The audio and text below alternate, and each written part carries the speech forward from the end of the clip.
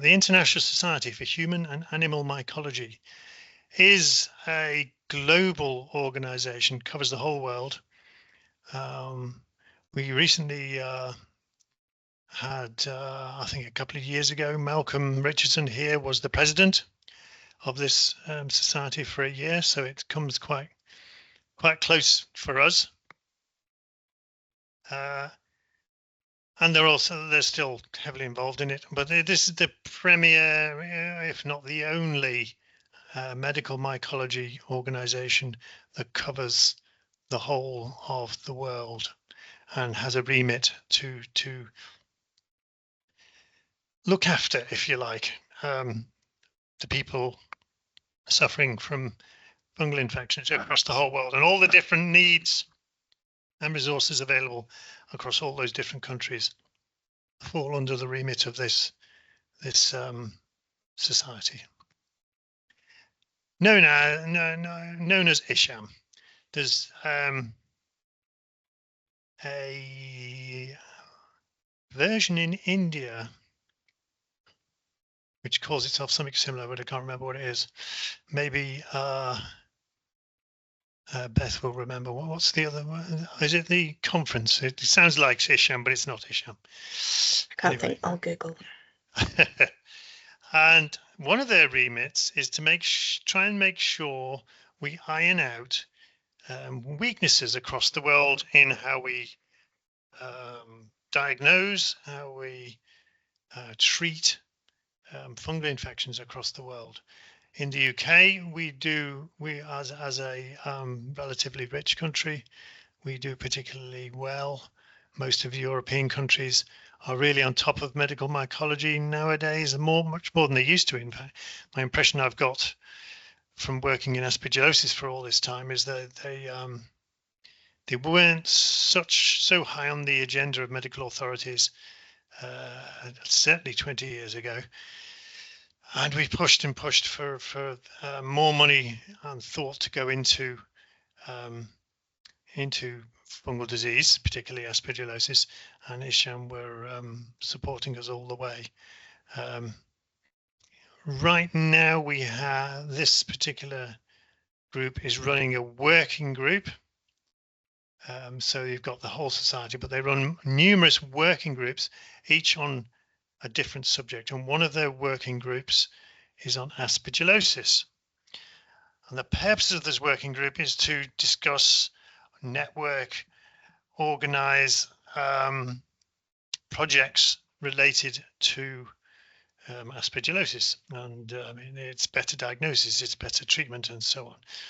And because it's a global organization, it has taken on the job of providing guidelines that tell doctors all around the world how to recognize, how to classify, how to treat, how to diagnose ABPA, how the best way to do things, especially for countries that may not have as much experience. They want to be told, okay, we've all done this across the world, and we think the best way of doing this is to go A, B, C, D, E. And they've written this down in a big document, which forms the new guidelines for ABPA. And this was released about 3 months ago, which I think I may have a copy of. If I can get this to change. Oh, so blah, blah, blah, blah. Just said that. Guidelines. So published in the European Respiratory Journal, which is interesting. A respiratory journal, because ABPA is treated as a respiratory disease, which may seem obvious, but it's an important distinction. And I put this up. We've got Ritesh Agarwal from Chandrapur in India is the senior author. And I don't know if anyone remembers going back to 2012. I think Ritesh gave us a talk at the 2012 AAA all those years ago. A really nice bloke, was very helpful. We've got David Denning also helping with this. Chakrabarti is one of the big names in aspergillosis as well, along with David. And then there's a few other names here. Darius down in London is a co-author. This guy Gagnon is a very prominent aspergillosis person. Who about Ian Page? If anyone remembers Ian Page giving us a talk, I think he now works in Edinburgh. He was a co-author on this. Caroline Baxter, our former medical director. Felix Bongerman, I don't know if you ever remember Felix. He worked with us for about 3 or 4 years. He wanted us to refer to him as Bongo, so we did. And he gave this patients meeting a talk, if I remember rightly. And he's from Uganda. He's actually come back, but he's working at the university to get his PhD, I think. Oliver Corneli is the big guy in Germany. Chris Cosmidis, our current medical director. Richard Moss gave us a talk in 2012 as well. He's a pediatric aspergillosis person. Alessandro Pasqualato from Argentina worked with us for quite a few years. So we really have had quite a large input into the people who have written this. And I think I'm right, I may be wrong, but I think I'm right in saying that this working group on aspergillosis is led by Malcolm Richardson's wife, Rena. So we really we've got fingers, lots and lots of fingers in this particular pie, describing ABPA for the whole world. And when you have this number of people inputting, obviously you have to come to a consensus, and the consensus has been reached to produce this document, which I can go through some of the changes. There are some changes to the ways we've normally done things, which are interesting. Not really something you need to worry too much about. These are changes that your doctors will have to consider, but it's useful that you're aware of them, that this process is going on to improve management of ABPA across the world, including the UK, because we have our own little niche, and maybe taking on the experience of our colleagues overseas will also help us improve what we do. Why did we need a new criteria? Well, there are lots of criteria for ABPA across the world that have been written over the years, from 1977, which was this one, the Rosenberg-Patterson criteria. I think this is the one that we more or less used until relatively recently. I think there are 7 different criteria, and I think there's something like that to have 4 or 5 of these. If you had 4 or 5 of these, then you would be considered to have ABPA. ISHAM's earlier effort was similar but different. Then we had 3 more localized ones. The Asano from Japan came up with their own definition. Let's see if I take that out of the way. Okay, what can I say? They don't actually give a number for IgE. These people say greater than 1,000 units per mil. IgE, these people say greater than 1,000. They don't say any. The Saxena latent class analysis, another effort at defining ABPA. These people say greater than 500 is right, rather than greater than 1,000. And of course, subgroups of aspergillosis, people with cystic fibrosis, CF, often get or are considered to get ABPA because their lungs are so gunged up. They inevitably get infected with aspergillosis, and they can end up with ABPA or they can end up with CPA. But because their situation is so different, because we know it's caused by problems in their own metabolism, which are different to everybody else, they came up with their own criteria as well. Still saying a greater than 1,000 of total IgE in this case. So there were lots of different variations, and we really need one. And these have been written from 1977 through to 2015. We need to get to sum all these up into one document. Likewise, staging. You've got you have your criteria. You have to have these things to be called to be said for it to be considered that you've got ABPA. But when you had ABPA, you know, we didn't do a lot of this when David Denning was here, but a lot of people around the world use staging. And the same ISHAM working group, the last time they did this revision in 2014, came up with this. And essentially, if you were asymptomatic, you were on stage 0. If you had acute ABPA, so uncontrolled asthma, constitutional symptoms, well, meaning things related to ABPA, meets the diagnostic criteria and so on, then you were considered to be acute, stage 1. If you had mucoid impaction, you were stage 1A. If you didn't have mucoid impaction, you were stage 1B, and so on. Someone who was stage 4 has gone into remission, and all the way through to stage 6, signifying advanced ABPA. Now, have I done a slide? I'll talk about it now. So what was wrong with this? Well, the fact that we've got stages from 0 to 6 implies that patients will start up here and progress through to here. And that just doesn't happen. It's describing a progression that doesn't exist.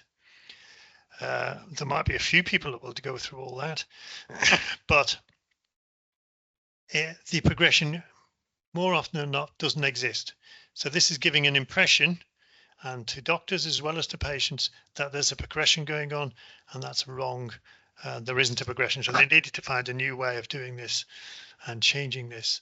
The other thing it suggests is if you are at 1, you are in a better position than if you were at 6 or maybe 4.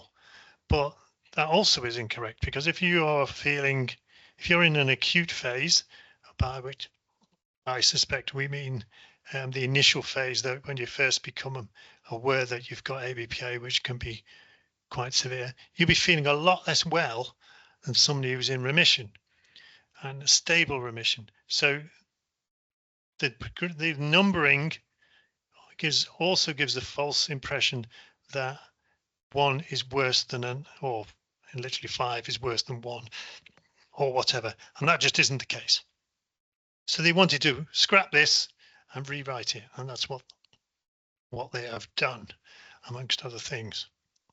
So the new criteria, we need a new consensus, and this time not just Aspergillus, all fungus. There is more than Aspergillus that causes ABPA-like disease, as Evelyn will know. There are more than one type of fungus found in your lungs. There is a need to try to improve the number of cases of ABPA that are picked up. We know that it's underdiagnosed, and one of the purposes of this working group was to try and address that problem and get more cases picked up, more cases treated properly. So we need to try and maximize the number of cases picked up by our diagnostic criteria, our new diagnostic criteria. We need to make the guidelines suitable for all cases, including cystic fibrosis and children with asthma, which the earlier version wasn't. There are new bits and pieces that we need to talk about relating to symptom management, which we can talk to patients about. As it happens, we've been doing this for years, but I'll tell you about that in a minute. And there are new drugs. There are these new biologics, which are providing huge amount of benefit. Barely mentioned in the document written in 2014, but we're a long way ahead of that now. We're a long way on from that now, so we have to think about the use of biologics as well. Get rid of the staging, because it's worse than meaningless. It's actually producing false impressions and making things worse. And standardize the treatment across the world for ABP, so everyone gets the same standard of treatment and improves the same amount. So firstly, this was probably the best one that I could express the consensus that's been arrived at after all this time. I think it was taking them a couple of years to write all this. Okay, so the consensus. How do we diagnose ABPA in the best possible way with all these improvements taken into account? So this is a flowchart of the process to diagnosing different types of ABPA. So if your patient has Aspergillus specific IgE, so not the total one which has the number of thousands, this is the Aspergillus specific IgE, levels above 0.35, yes, then you're in this column, and this column does further looks at Aspergillus. If you're not, you go down this column and you start looking for other fungi, non-Aspergillus fungi. From there on, it's similar progression, but let's start over here. So if you have Aspergillus specific IgE, yes, so do another test. Have you got total IgE of greater than 500? So we're no longer talking about 1,000 here, which is what we have done up to now. We're talking about can be considered to have ABPA if your levels are above 500. Remember, this is a guideline. Whether the doctors or your doctors in the UK or anywhere else will start using that straight away is up to them. They've got a system in place which they're using very successfully, but they may have difficulties using this level for some time. But the international consensus is to pick up all the cases that we possibly can, then this is the right number rather than 1,000. I think this is eosinophils. Greater than 500 cells per microliter. So eosinophils are an indication of inflammation, as we know. Also elevated IgG. We are familiar with IgG being used as a marker for CPA, but it does also rise with ABPA because you've also got inflammation there, and you've also got an antibody interaction, an antibody response, so they do go up, so that's included. And then you need a nice CT. Once you've got all that, you can make your diagnosis, which could be Aspergillus serological with no bronchiectasis, Aspergillus bronchiectasis, which has bronchiectasis, mucus plugs, MP, mucus plugs. This is, what's this called? It's on the next slide. I'll come to that. High attenuated mucus means very dense mucus, I think. Aspergillus ham, and that's something similar. I forget what that is. So you did 1, 2, 3, 4, 5 definitions based on these criteria of ABPA. They're not stages, they're not progressing, they're just different types of ABPA. And what you get depends on what we find out here. Similarly, if it's not Aspergillus, and there are a few fungi that do this, you will be revealed coming down this side, and they're lumping all these into one, which is interesting. They're not dividing them up like this. You've just got ABPM for Aspergillus bronchopulmonary mycosis rather than aspergillosis. So that's clear, simple, non-staged result. So that this is a number of improvements here, which would be great. We can work from this for the next 5 years or so, maybe more than 5 years. It's 10 years since they last updated it. Yeah, interestingly, there's a UK specific set of guidelines which have been being written probably since before the pandemic, and they still haven't published by the British Thoracic Society, and they don't exactly agree with all this, even with some of the same authors. But of course, the scope of this is worldwide. The scope of a UK specific article is just the UK, and that will be slightly different depending on how the UK works and how the NHS will allow you to use antifungals and biologics and so on. Whew. More to go. Oh, what's going on there? Go away. That's it. So why did we need a new ABPA criteria? We need to try to maximize cases. Okay, I've just basically talked all about this already. Reduced the criteria to 500 rather than 1,000, and emphasized testing adults and children with hard to treat asthma. So if you have what they're hoping people will do is if they have adults or children with difficult asthma or CF, then test them with IgE just to with the breakpoint of over 500 to test for ABPA and hopefully pick up more cases of ABPA or ABPM than we currently are, because clearly we're missing quite a few probably. Okay.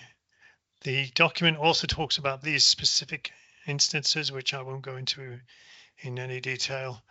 ABPA if someone's pregnant. Now I remember us having 2 or 3 patients who they may have had CPA actually, or ABPA, who were pregnant and all was well. We got them through the pregnancy quite successfully. ABPA in cystic fibrosis we've talked about, and ABPA in children, which is a big deal because treating children is always more difficult than treating adults, because almost every drug is tested and licensed for use in adults, not children. So we need extra guidance to diagnosis and treatment of any disease in children, and this is what's been added, ABPA in children here for ABPA. This is the thing we've talked about for ages, contained within the guidelines, which is nice, is the recommendation that we've been talking about for ages. I've actually had respiratory people say, why are you talking about this? I say, well, because it makes a difference to some patients. That's controlling what you're breathing in. I mean, it seems self-evident. If you're inhaling spores and you're sensitive to those spores, you will have a bad reaction to them and have an asthma exacerbation perhaps. So, as you know, for ages we've been saying avoid clouds of spores where possible, like compost heaps, gardening, digging up soil, that type of thing.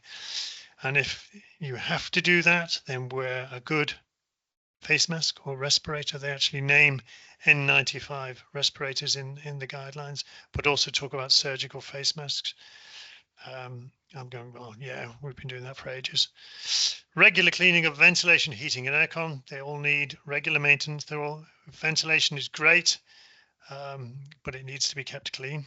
Air conditioning similarly can collect spores, can actually, because there's water is produced during air conditioning to making things cooler, then that water needs to be drained away and handled correctly. Otherwise you'll be blowing clouds of spores throughout your home or your car.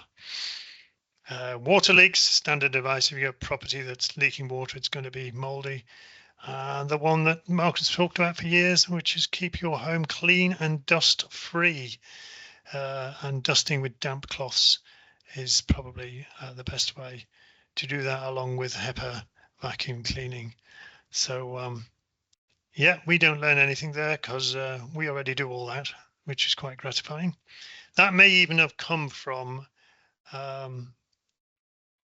Chris here, from our many talks that we've had with you guys about this, and that could be why it's ended up in the international guidelines.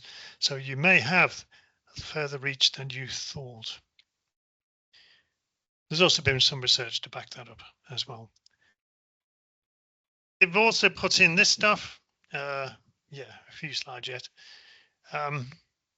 There always was a radiological classification of ABPA, but just to make it clear what they're talking about, here are images of those ABPA-S. This is ABPA-S. See all the little specks and the little holes. This is what that looks like on a CT scan. ABPA with bronchiectasis, and the little arrows are pointing at bronchiectasis, ectatic vessels in the lungs, and so on. This is a mucus plugged CT scan. This one also mucus plugged. No, I would have no way of knowing what that was, but apparently they're saying that's a mucus plug. The high attenuation, so these, I guess that's the brighter shading. It's denser, it's harder. That's a high attenuated mucus plug, as is this one. And what was CPF? Tells me here somewhere. ABPA with chronic pleuropulmonary fibrosis. So ABPA with fibrosis, probably stage 6. That is not stage 6. The what we used to call stage 6. And you can see the absolute mass of scarring in these lungs, which is the fibrosis, and less actual healthy lung is available around the edges. So clearly a difficult thing to live with. So those are the classifications. We can do it on with serology, we can do it symptoms, we can back it up with radiology. And the new staging has been simplified and is now represented in this table. So you have acute ABPA, newly diagnosed, as we were saying earlier. Also, if you have an exacerbation, you're having acute ABPA. So that's putting 2 stages together, which makes sense. Asthma exacerbation and it seems all different types of exacerbation are now just called acute ABPA, which simplifies things a lot, which is great. There's 4 different stages in there in one. Makes sense. There's response, i.e. you're undergoing treatment, I would have thought. Yeah, symptomatic improvement means you're in a sort of a response stage, if you like. Once you've gone for a few months where you've responded and symptoms have dropped, you're in remission. So formally now we can call a stage remission. Treatment dependent ABPA, it gets better if you treat it, it gets worse if you don't treat it. That's another possible category. I don't know whether we should call it staging anymore. And advanced is when you've got loads of bronchiectasis on imaging. Chronic type 2 respiratory failure, whatever that means, but it does sound pretty. This is a situation that's more advanced than anything else here. So much simpler, much clearer, much better, we might imagine. In terms of new drugs and treatment, it changes. I don't know. I'm not sure what we actually used to do, but right now they're saying, certainly in the UK, saying if you have no symptoms, stop treating. Seems to make sense. There was a time 5 years ago when we just treated all the time with ABPA. We kept you on an antifungal all the time or a steroid all the time. And it's now recommended you don't do that. If you have no symptoms, then you can stop treating. Okay. The first treatment should be corticosteroid or itraconazole. So first of all, initial treatment with itraconazole is not something I've seen a lot of, but now they're saying you can do one or the other, but don't do them together, as there is no benefit to the patient, which is interesting. The most normal antifungal to use is itraconazole. You can use the others, but this is always first because it's very effective. And as a first-line therapy, we don't use biologics. It's not effective. So that's why you don't get it straight away. As soon as you get ABPA, you think, why can't I have biologics? Well, it doesn't work particularly well for acute ABPA, i.e. when you've first got it or you're exacerbating. And under exacerbation, once you've gone through a few exacerbations, you then think about using a combination of itraconazole and prednisone. But still no biologics or nebulizing amphotericin for acute ABPA as a result of exacerbations. Biologics come in when all of these things don't work and you're ended up with, I suppose you're in a more or less semi-exacerbated state all the time, and then we start to treat with biologics. And one of the the Ritesh has produced a short talk on this, which I put up on Facebook. And one of the things he discussed is when someone's quite severe and is no longer able to be controlled by prednisone and itraconazole, we give them a pulse of prednisone, which gets it under control. Then we give them biologics, and that gets it under further control. If you don't control it first, then the biologics don't really work very well. So we're learning how to use these things best for people with this type of respiratory disease. And I think that's it. So there, comprehensive review of ABPA, how we recognize it, what we do about it, how we manage it, how it's best used, and that's up to date as of a couple of months ago. So there, any questions? Is anyone still there? Hang on, let's unshare. Right. I hope that was interesting. The staging system looks a lot better because just 1, 2, 3, 4, it's hard to sort of connect with that. But if it's acute remission, just gives us a sense of the problems that have been, and we're still developing how best to work with people with ABPA, and it's getting better and better, especially with the new drugs. Any more questions? Oh, it's on the questions and answers things that you see on Facebook. Often you see people saying that they're on voriconazole for ABPA, or not often, but they do. So where does that come in? So you can use them, but you have to demonstrate that itraconazole is not doing any good. So it's the first one you use, and you keep using it until maybe your infection becomes resistant to itraconazole. Then you can go on and use a sequence of voriconazole, posaconazole, and whatever else there is available. There are a couple of I think we've talked about before. There are a couple of new drugs, maybe even 3, on the brink of starting to be used in clinic. So we can talk about them closer to the time. But and those new ones are different classes, so they should be much more useful. But if these biologics, as we start using these biologics, we realize they're good if we use them in one way, they're not so good if we use them in another way. And of course, there are different biologics for different purposes. We'll get better and better at using them. And who knows, we might barely use prednisone in the future if we can get this working for people who are, out of control, if you like. And there'll be new biologics coming in the future as well. I don't know. We're on a journey to eliminating ABPA, but these guidelines are an important part. They're important staging points. In this case, for the whole world, this is the way we want to progress treating ABPA and recognizing ABPA. We hope to get more cases in the UK. We're probably, we probably treat 2,000 or 3,000 people with ABPA. There must be 10 times that amount of people in the UK who've got ABPA. And heaven knows how many have got ABPM. So there's work to do, and that's what part of what our remit is to go out there and try and do. Our doctors have to agree with these guidelines and have to discuss these guidelines, and sometimes that's not particularly straightforward.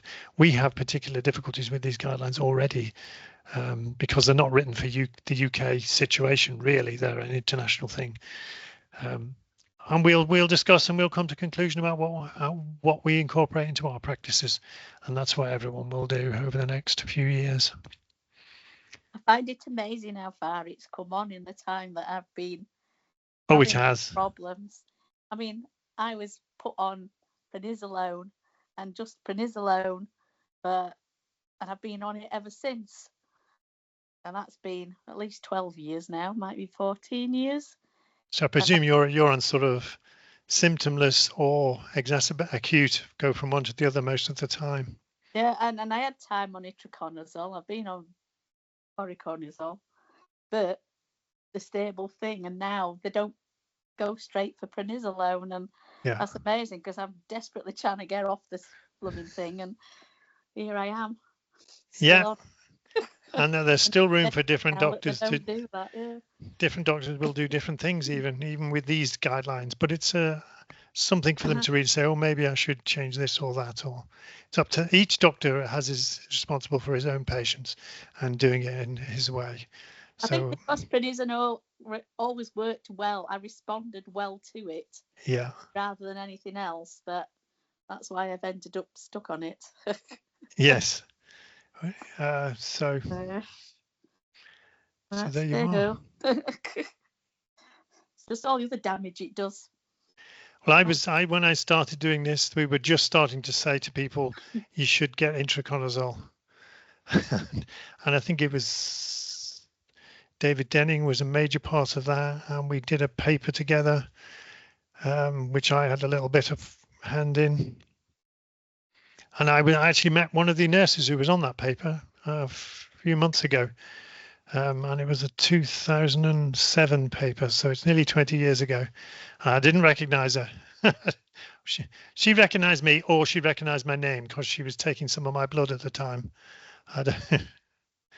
But yeah, it's come a long way, and people will discuss and argue and disagree, but we'll progress gradually. Mm-hmm. No doubt there will be a similar document coming out for CPA at some point. But it's really interesting that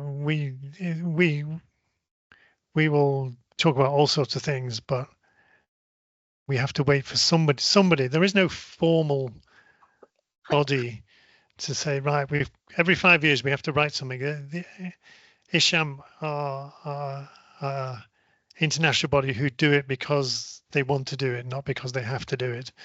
And that's just the way the world of medicine works. And I think you have to have these passionate, interested people on their own little bit of the world.